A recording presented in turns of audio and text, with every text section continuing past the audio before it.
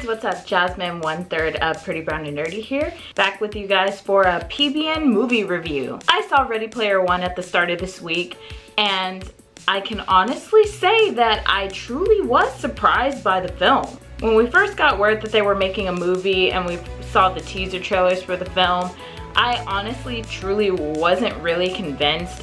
I was really worried that this was going to be one of those kind of movies where they just throw a bunch of pop culture references at you, which is pretty much how the trailers appeared to me. It was just like, you remember Back to the Future? Well, we've got that in this movie. Here's the car. Oh, y'all like Chucky? We got Chucky here. Oh, there's Kong. There's Mario. Oh, Tracer from Overwatch. Y'all like Tracer? We got Tracer in this film. It just seemed like they were throwing a lot of references at us, and the trailer truly was overwhelming, and it didn't really touch much on the story, so I didn't know what to expect going in, honestly. As someone who isn't really familiar with the books until recently and didn't pick up the book until recently, I really didn't know what I was gonna be in for going into the film. But I was pleasantly surprised. This movie is actually pretty decent.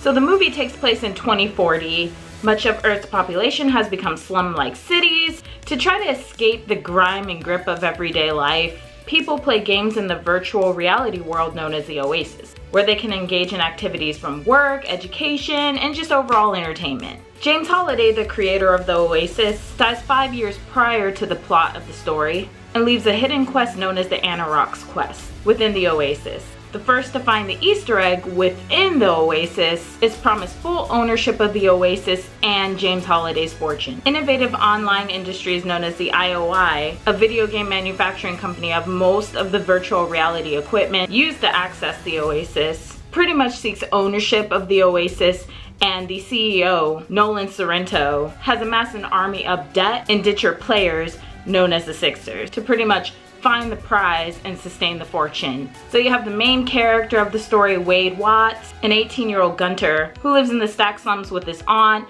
pretty much has nothing really going for him. Wade goes by his avatar or gamer tag as Percival. He has a best friend that he plays with within the game known as H, who's kind of like the mod mechanic that everyone goes to for weapons and armor mods, and is also a fellow Gunter who's trying to find the Easter egg within the Oasis. He befriends Artemis due to saving her in the challenge from zeroing out and her avatar being erased, and they team up with other players, Daito and Soto, to find the prize of the Oasis.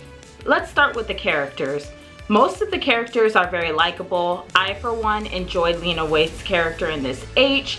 Totally stole the show for me, was hilarious, just witty, and an overall joy to watch on screen. The main character, Wade, Percival, honestly, he was really unlikable. I felt nothing toward his character.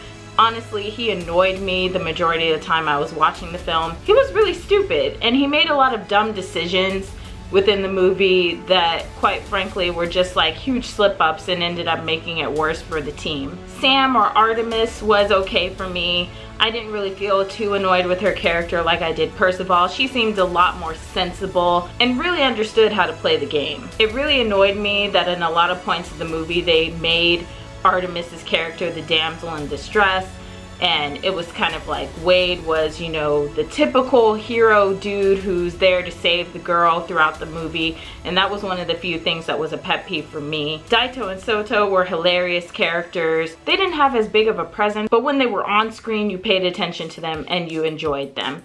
I just wish that they didn't make it so stereotypical with the whole Japanese bowing and everything. That was kind of just overkill for me. We could have done without it. Like, why do Asians just have to magically know kung fu and bow when they're in movies all the time? That seemed like they were playing off a lot of stereotypes, but if we set that aside, I really enjoyed their characters on screen. It was a little unsettling to me when when the main character was just spitting out I love yous and the movie wasn't even halfway through, and even Artemis was just like, whoa, hold up, what are you doing, bro? Like, you don't love me. Character-wise, that was what was lacking for me. I needed a little bit more development, so I felt attached to these characters when there was conflict.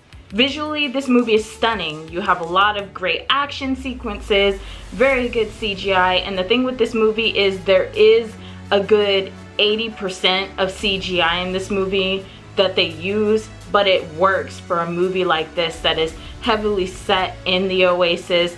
A good majority of the film they are within the Oasis, within the game, so it makes perfect sense that it would have so much CGI. It's clean and it's well done, and I have no complaints in those regards. I will say that Percival Wade's avatar, I was totally getting like PS2 character vibes from his avatar. He was kind of annoying to look at through the movie, but as the movie progressed, I did kind of get over that and was able to adjust. The music is great. There's a lot of funny scenes within the movie. Overall, it's something that I feel gamers will definitely enjoy. For me personally, it really hit home at the ending sequences of the movie, and I like how they touch on the fact that gaming has definitely changed over the years. James Halliday, the creator of the Oasis, was just kind of like an awkward, intelligent guy that enjoyed playing video games and grew up with video games, and he genuinely wanted to create the Oasis for other gamers to enjoy and to escape the woes of everyday life. He was someone that you feel like you can really relate to. He was very genuine in the game that he created and what he foresaw for the future of the game. And it just really hit home to me with his scenes in particular, because for a lot of us growing up, that's exactly how we felt. Games were an escape. It was just something for us to enjoy. I like how they touch on the fact that with IOI, it's not necessarily because they care about games and gamers and the culture as a whole. They're just trying to make money off of it. They're just an industry that only cares about how much money they can make off of gamers, and so the passion is not there. And I kind of see some of that happening even now in the real world pertaining to games, and so them just kind of covering that, I felt like this movie was a bit of a love letter to gamers like us. And I felt myself getting emotional at some points toward the end of the movie with a particular scene with James Halliday. So I feel like a lot of people will enjoy this film. But all in all, I would give Ready Player One a 7 out of 10. I think the pop culture references that they included in the film fit nicely, and they're not overdone, they're not oversaturating you with a bunch of it. It fits well in the scene. You might get a few surprises of some pop culture references toward the end of the movie too that you'll enjoy. All in all, it's a decent film, and I was pleasantly surprised by how much I enjoyed it. But I want to know what y'all thought of the movie. Have you seen Ready Player One? What did you think about it? Leave a comment below, no spoilers, and be sure to like, share, and subscribe, and I will see you guys on the next review.